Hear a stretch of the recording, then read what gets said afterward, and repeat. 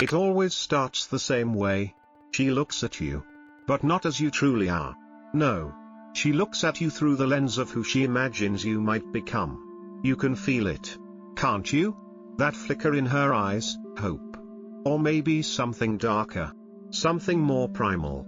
She isn't seeing you. Not really. She's measuring you. Assessing you. It's like you're a blank canvas. And she's the artist. Ready to create her masterpiece. But here's the thing, that masterpiece? It's not you. It never was. Carl Jung warned us about this. Not in the fluffy way that life coaches do. With their soft, comforting words. No. Jung spoke with the precision of someone who had spent decades peering into the vast, often terrifying unconscious mind. And what he uncovered? Something chilling. Something most people don't even realize. He found that women, yes, women, don't just fall in love with men. They fall in love with the idea of men. The fantasy. The projection. Here's the kicker, most women don't even know they're doing it. They think they're choosing you. But what they're actually choosing is the version of you they've created in their own mind. You're a puppet. Living out the role she's cast you in her private, personal movie. And when you stop fitting the script, well, she just swaps you out for a new actor. Same story, different face. Jung called this phenomenon projection. He described the animus, the inner masculine image that resides in every woman. When this animus is immature, underdeveloped, or unchecked, it becomes a tyrant. It pulls her toward danger, makes her reject the good, turns her into someone who argues without logic, dominates without wisdom, and judges without accountability. Jung wasn't subtle about it. He saw it as a spiritual possession. A state where the woman is so consumed by this inner image of the man she wants you to be that she no longer recognizes that she's acting out someone else's fantasy, not her own conscious desires. And men, you fall into it too. Nobody ever taught you to see it coming. You confuse being desired with being known. You think being chosen means she understands you. You believe her when she says you're different. But in reality, you're just the latest person she's picked to fill the role she's been rehearsing since childhood. And when that fantasy falls apart, when the mask slips, you're left there, bewildered, feeling betrayed, wondering what went wrong. But here's the hard truth, you didn't do anything wrong. You just stopped playing the role convincingly enough. Jung believed the only way out of this endless psychological theater was through what he called individuation. A lifelong process of becoming whole. Becoming truly yourself. But here's the uncomfortable part, most men never even begin that journey. You've been conditioned to chase approval. To seek validation from women. To let them define your worth. As long as you do that, you'll keep playing the same role over and over. And every time the audience gets bored, you'll be replaced. Individuation is tough. It's not glamorous. It's brutally honest. It requires confronting the parts of yourself you've kept buried, the insecure, the weak, the broken. It forces you to stop blaming women for not seeing you for who you are and start looking at yourself. Because here's the thing Jung understood that most men never will, you don't become a man by being chosen. You become a man by choosing yourself. You don't earn your worth by earning her affection. You earn it by standing alone. By taking responsibility for your life. And by owning every part of who you are, your strengths and your flaws. A man who has faced his own shadow. Who understands the depths of his own unconscious mind. Can never be seduced by someone else's projection. He is the master of his own story. Jung observed that one of the greatest tragedies of modern men isn't rejection. It's the willingness to mold themselves into whatever they think will be accepted. You call it compromise. You call it partnership. You call it love. But Jung had a different word for it, self-betrayal. Men who ignore their own psychological development, he said, become slaves to the projections of women, bending and contorting themselves like clay to fit whatever shape a woman desires. You stop being a man and start being a mask. A smile here, a nod there, agreeing, performing. Until one day, you forget who you were before you put the mask on. And guess what? Women sense it. They always do. They can feel it in their bones. The very thing you think will make her love you, obedience, predictability, availability, becomes the thing that kills attraction. Why? Because, according to Jung, the feminine instinct isn't drawn to comfort. It's drawn to mystery, to risk, to the man she can't fully define, can't fully control. The moment you make yourself fully known, when you have no boundaries, no backbone, you don't become more lovable. You become invisible, disposable, replaceable. But here's where it gets twisted. You fear being alone more than you fear being fake. You'd rather lose yourself than lose her. You'd rather stay in the role than face the terrifying unknown of standing alone. Without applause. Without validation. But Jung taught that until a man can embrace that solitude, he will never be free. He said individuation is not for the faint-hearted. It requires you to die before you die, let go of the false versions of yourself so the real you can finally emerge. And let me tell you something that no one else will say out loud, individuation is lonely. Terrifyingly lonely. Because as you walk that path, you begin to see things that can never be unseen. You start to recognize the games people play, the masks they wear, the lies they tell just to feel safe. And when you try to share what you see, they mock you. They call you cold, arrogant, too serious. They accuse you of being the problem. But you're not the problem. You're the mirror. And people hate the mirror when it reflects something they're too afraid to face. Jung knew this well. He spent his career studying patients who were terrified of confronting their own shadows, the dark, rejected parts of themselves they refused to acknowledge. And women, he observed, are often raised in cultures that reward them for avoiding that confrontation. They're told they're pure, emotional, intuitive, complete just as they are. But Jung didn't buy it. He warned that the biggest danger for women was their unconscious animus, the voice inside them that speaks with false certainty, false authority, and a false moral superiority. He said that if a woman never confronts and integrates her inner masculine, she becomes a prisoner of it, projecting it onto every man she meets. And she'll blame them for the very battle she refuses to fight within herself. And here you are, thinking you're her savior, thinking that you'll be the exception, that if you just love her enough, prove yourself loud enough, perform well enough, she'll finally choose you for who you truly are. But that's not how projection works. Jung taught us that projection is a thief. It steals reality and replaces it with illusion. And until both men and women wake up from that illusion, they're destined to keep repeating the same tragic cycle, blaming each other, never realizing they're both just dancing with shadows. Here's where the irony comes into play. The woman who once saw you as her hero, she'll one day see you as her enemy. Not because you changed, but because you failed to live up to the fantasy she cast upon you. She won't even realize she's doing it. Jung called this psychological betrayal inevitable when neither party takes responsibility for their own inner world. And you? You didn't lie to her. You didn't betray her. You simply disappointed the invisible character she created in her unconscious mind. You were never him. You never were.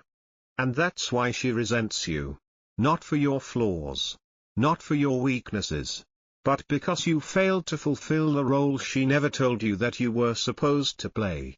Jung once said, people will do anything, no matter how absurd, to avoid facing their own souls. And nowhere is this more true than in romantic relationships. Both men and women enter them not as whole, complete individuals, but as walking projections. We drag along our unmet needs, our unresolved childhood wounds, and we try to pour them into someone else. You call it love. Jung called it possession. And like a man caught in a trance, you keep walking into the trap, thinking that this time it will be different. But it never is. Because you have not yet asked the most terrifying question a man can ask himself: what if I am the one responsible for this pattern? You want to blame women. You want to call them manipulative, deceptive, shallow. But Jung would ask you, why did you let yourself be chosen by her in the first place? You see, the man who refuses to confront his own feminine inner world, he's destined to be a slave to hers. You are not a victim. You are a volunteer. You chose to play the fool.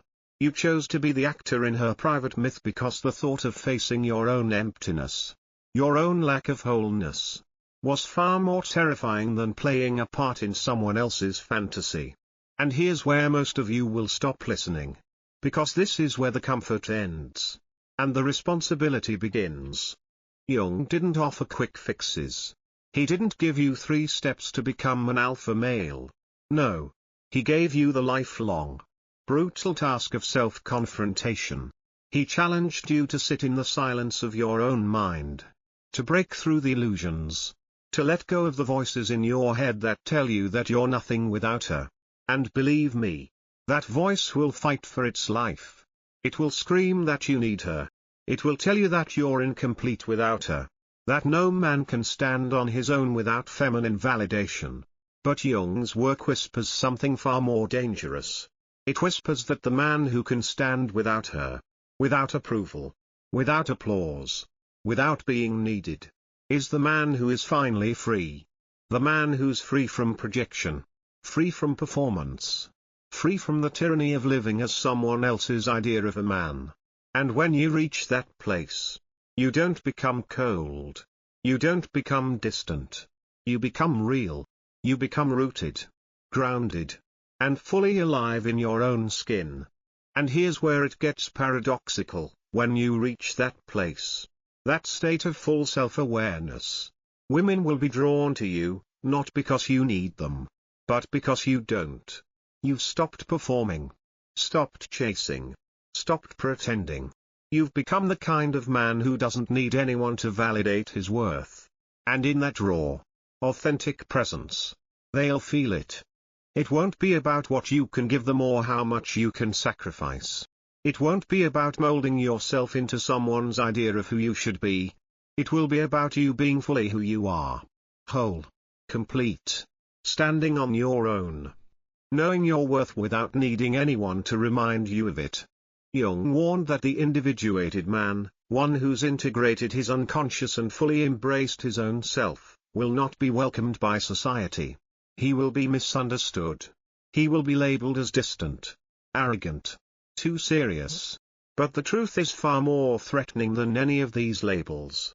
The truth is that the individuated man has become untouchable, unbuyable, unmanipulable. Because he sees through the game. He sees beyond the illusions. And here's where it gets interesting. The people who once begged for your attention, your approval, your validation, they'll start to resent you. Not because you've changed. No. It's because you no longer need them. You've stepped off the stage. You're no longer playing by their rules. You've stopped reading from their script. And without that script, they don't know what to do with you.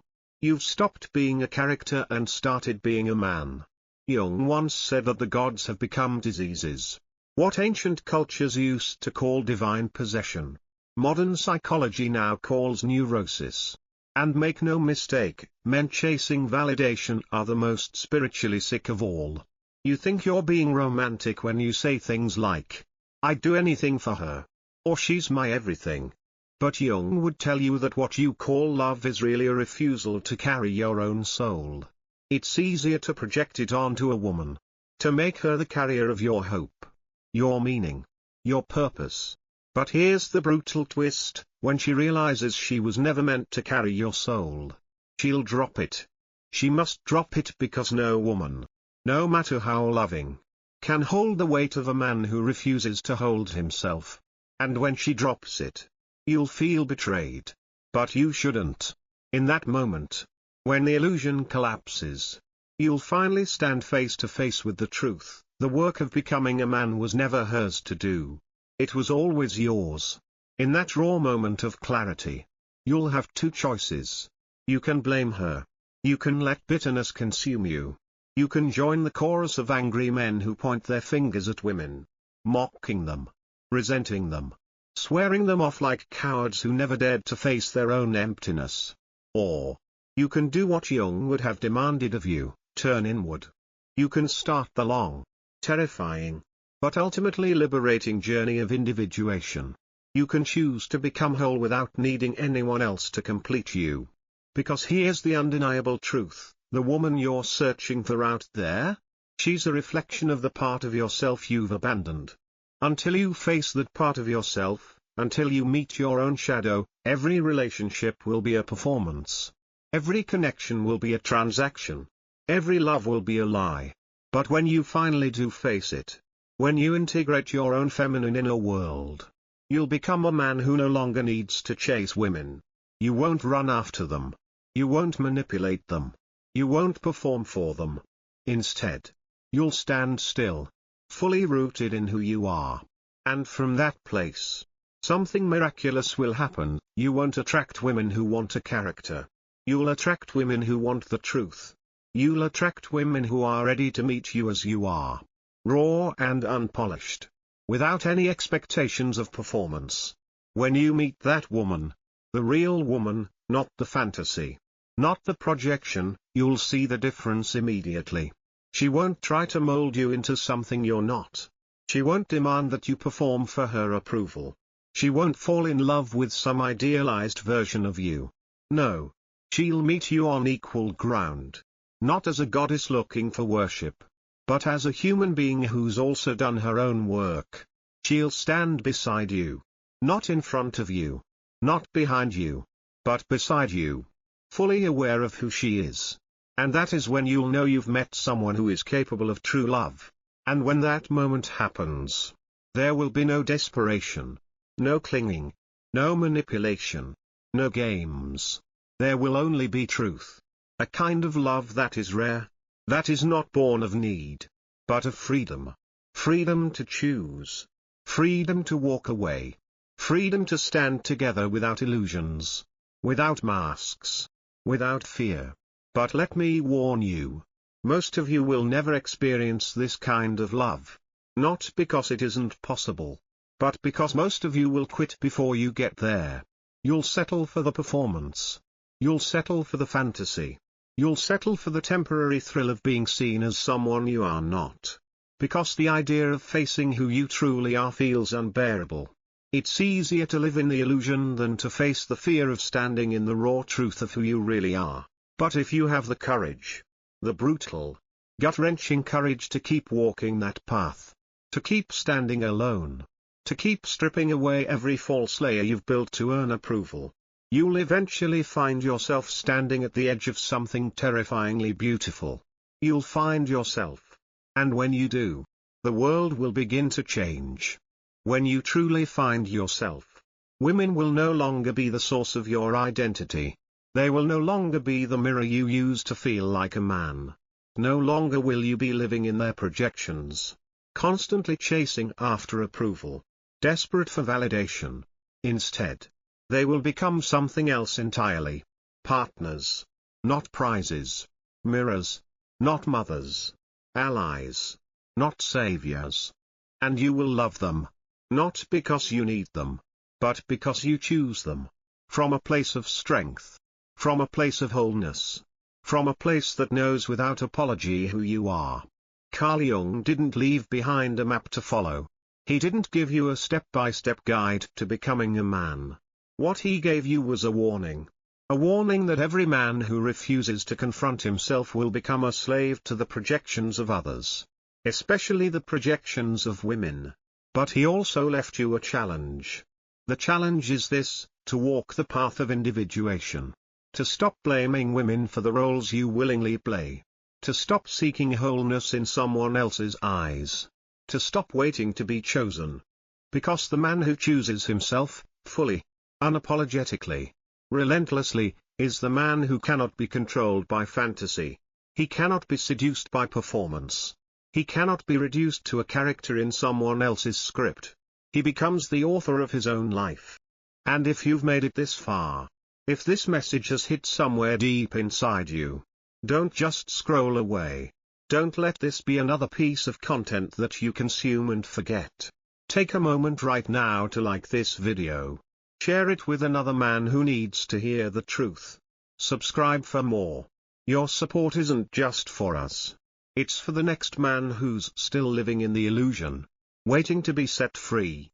Help us spread this message. Help us wake up the world, one man at a time.